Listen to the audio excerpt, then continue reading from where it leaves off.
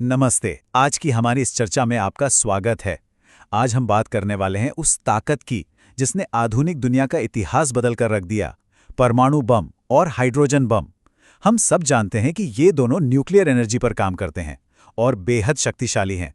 लेकिन सच बताऊं तो इनकी कार्यप्रणाली और विनाश करने की क्षमता में जमीन आसमान का अंतर है। तो आज का हमारा ये विश्लेषण एक सफर है, महाविनाश के चरम से लेकर भविष्य की असीमित ऊर्जा तक का। आज के इस सफर में हम क्या क्या कवर करेंगे। हम शुरुआत करेंगे फिशन और फ्यूजन के साइंस से, फिर देखेंगे हाइड्रोजन बॉम्ब का ट्रिगर कैसे काम करता है। इसके बाद हम इन दोनों की तबाही, रेडिएशन और भविष्य की ऊर्जा संभावनाओं पर बात करेंगे, और अंत में देखेंगे कि न्यूक्लियर हथियारों पर दुनिया भर में क्या कंट्रोल मेजर्स लिए जा रहे हैं। चलिए सीधा शुरू करते हैं। तो हमारा पहला पड़ाव है विखंडन और संलयन, यानी फिशन और फ्यूजन का विज्ञान। देखिए, पारंपरिक परमाणु बम, जिसे हम एटॉमिक बम कहते हैं, न्यूक्लियर फिशन पर काम करता है। जरा इमेजिन कीजिए, एक बहुत भारी परमाणु है, जैसे यूरेनियम 235 या प्लूटोनियम 239। जब आप इसके सेंटर यानी इसके नाभिक पर एक न्यूट्रॉन मारते हैं तो वो टूट जाता है। इस टूटने से भयंकर ऊर्जा, अतिरिक्त न्यूट्रॉन और खतरनाक रेडिएशन निकलता है। यही अचानक से निकली हुई विशाल ऊर्जा एक महाविनाशकारी विस्फोट बन जाती है। अब इसके बिल्कुल उलट होता है न्यूक्लियर फ्यूजन, जो हमारे हाइड्रोजन बम का बेस है। इसमें हम भारी परमाणुओं को तोड़ते नहीं हैं, बल्कि हल्के परमाणुओं को इतनी ज्यादा गर्मी और दबाव में डालते हैं कि वो मजबूर होकर आपस में जुड़ जाते हैं। और आपको पता है, जब ये जुड़कर एक भारी नाभिक बनाते हैं तो फिशन के मुकाबले कई ज्यादा, मतलब सच में कई गुना ज्यादा ऊर्जा पैदा होती है।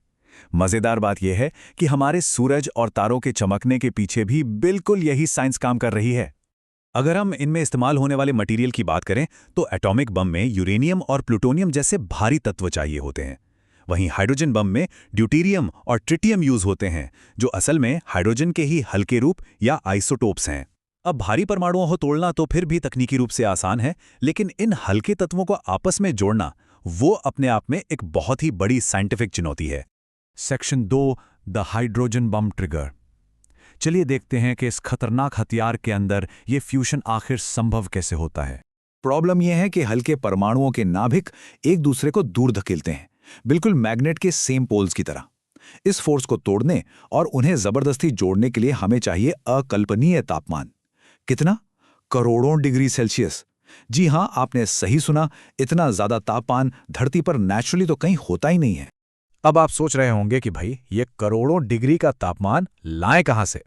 यहीं पर एंट्री होती है थर्मोन्यूक्लियर बम के कॉन्सेप्ट की। एक हाइड्रोजन बम को स्टार्ट करने के लिए उसके अंदर ही एक पूरा का पूरा एटॉमिक बम फोड़ना पड़ता है। जरा सोचिए, एक एटॉमिक बम सिर्फ एक स्टार्टर की तरह काम कर रहा है। वो इतनी भयानक गर्मी और दबाव पैदा करता है जो ड्यूटेरियम और ट्रिटियम को फ्यूज होने पर मजबूर कर देता है। तीसरा हिस्सा, शक्ति और विनाश की तुलना। दोनों के काम करने का तरीका समझने के बाद अब जरा इनकी ताकत को आमने सामने रखकर देखते हैं। इन दोनों की ताकत में कोई 19-20 का फर्क नहीं है, बल्कि एक एक्सपोनेंशियल जंप है। एटॉमिक बॉम्ब फिजन से लाखों डिग्री का तापमान पैदा करता है और उसकी ताकत किलोटन में नापी जाती है। वहीं हाइड्रोजन बॉम्ब फ्यूजन से करोड़ों डिग्री का तापमान बनाता है और इसकी ताकत मेगाटन में होती है। हिरोशिमा पर जो गिरा था वो एटॉमिक बॉम्ब था, लेकिन आज के जो मॉडर्न थर्मोन्यूक्लियर वेपन्स हैं वो सब हाइड्रोजन बॉम्ब हैं। इस फर्क को अगर हम असली दुनिया में देखें तो एक एटॉमिक बॉम्ब एक पूरे शहर को तबाह कर सकता है, लेकिन एक हाइड्रोजन बॉम्ब वो एक पूरे के पूरे महानगर, मतलब एक बड़े मेट्रोपॉलिटन एरिया को पलक झपकते ही राख बना सकता है। इसमें भयंकर फायरस्टॉर्म्स आते हैं और ग्लोबल क्लाइमेट तक बुरी तरह बदल सकता है। आज का एक अकेला हाइड्रोजन बॉम्ब वर्ल्ड वॉर 2 के बमों से हजारों गुना ज्यादा ताकतवर है। अब आते हैं चौथे हिस्से पर, रेडिएशन और पर्यावरण पर प्रभाव। विस्फोट के बाद जो सबसे खतरनाक और अदृश्य चीज बचती है वो है रेडिएशन। एटॉमिक बम के फटने से बहुत भारी मात्रा में गामा किरणें और रेडियो एक्टिव फॉलआउट निकलता है। इससे सीवियर रेडिएशन पॉइजनिंग होती है और ये असर कुछ दिनों का नहीं होता, वो पूरा इलाका दशकों तक प्रदूषित रहता है, जिससे आने वाली कई पीढ़ियों तक कैंसर और गंभीर जेनेटिक बीमारियां देखने को मिलती हैं। हाइड्रोजन बम के मामले में कहानी थोड़ी और डरावनी हो जाती है। इसमें अत्यधिक न्यूट्रॉन रेडिएशन तो होता ही है, साथ ही इसकी गर्मी का दायरा बहुत ही विशाल होता है। लेकिन सबसे खतरनाक चीज जो ये पैदा कर सकता है वो है ईएमपी, यानी इलेक्ट्रोमैग्नेटिक पल्स। एक दमदार ईएमपी पूरे के पूरे महाद्वीप का पावर ग्रिड, इलेक्ट्रॉनिक सिस्टम और कम्युनिकेशन नेटवर्क एक झटके में हमेशा के लिए ठप कर सकता है। सेक्शन 5 भविष्य की ऊर्जा और उपयोग। ये सब जानना निश्चित रूप से थोड़ा विचलित करने वाला है। तो चलिए विनाश की बातों से हटकर थोड़ी उम्मीद की बात करते हैं। यही साइंस जो दुनिया खत्म कर सकती है, वो हमारे भविष्य को बचा भी सकती है। आज हम जो न्यूक्लियर पावर प्लांट यूज करते हैं, वो कंट्रोल्ड फिशन पर काम करते हैं। उनसे बिजली तो बहुत मिलती है, लेकिन न्यूक्लियर कचरे का खतरा बना रहता है। लेकिन फ्यूचर है फ्यूजन एनर्जी। अगर हम शांति से फ्यूजन करना सीख गए, तो समुद्र के पानी से ही असीमित ऊर्जा मिल सकेगी, वो भी बिना किसी बड़े रेडियो एक्टिव कचरे के। इसे स्वच्छ ऊर्जा का होली ग्रेल कहा जाता है। पर कैच क्या है? कैच है इसे कंट्रोल करना।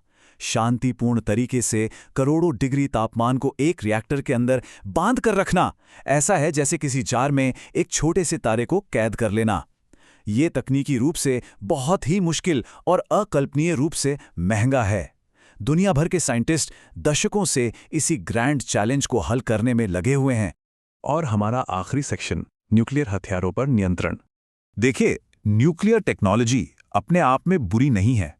आज इसका इस्तेमाल सेफ तरीके से बिजली बनाने में, स्पेस एक्सप्लोरेशन के प्रोपल्शन में, कैंसर जैसी बीमारियों के एडवांस ट्रीटमेंट में और कई इंडस्ट्रीज में हो रहा है। साइंस तो न्यूट्रल है ना, सब इस बात पर डिपेंड करता है कि हम इसका इस्तेमाल कैसे करते हैं। इसीलिए इन खतरनाक हथियारों को फैलने से रोकने के लिए ग्लोबल लेवल पर कुछ बहुत जरूरी कदम उठाए गए हैं। इंटरनेशनल एटॉमिक एनर्जी एजेंसी यानी IAEA और न्यूक्लियर नॉन प्रोलिफरेशन ट्रीटी जैसी संधियां लगातार ये सुनिश्चित करने की कोशिश कर रही हैं कि इस जबरदस्त ताकत का इस्तेमाल सिर्फ शांति और विकास के लिए हो, तबाही के लिए बिल्कुल नहीं। तो आज की इस चर्चा को हम एक बहुत ही गहरे सवाल के साथ खत्म करते हैं। एटम की इस अपार शक्ति के साथ इतिहास हमें किस बात के लिए याद रखेगा? उस अकल्पनीय विनाश के लिए जो हम एक परमाणु को तोड़कर ला सकते हैं, या इस बात के लिए कि हमने इस विज्ञान पर महारत हासिल की और एक असीमित स्वच्छ ऊर्जा वाले भविष्य का निर्माण किया? चुनाव और चुनौती दोनों हमारे सामने हैं। आज के इस विश्लेषण में हमारे साथ जुड़ने के लिए आपका बहुत बहुत शुक्रिया।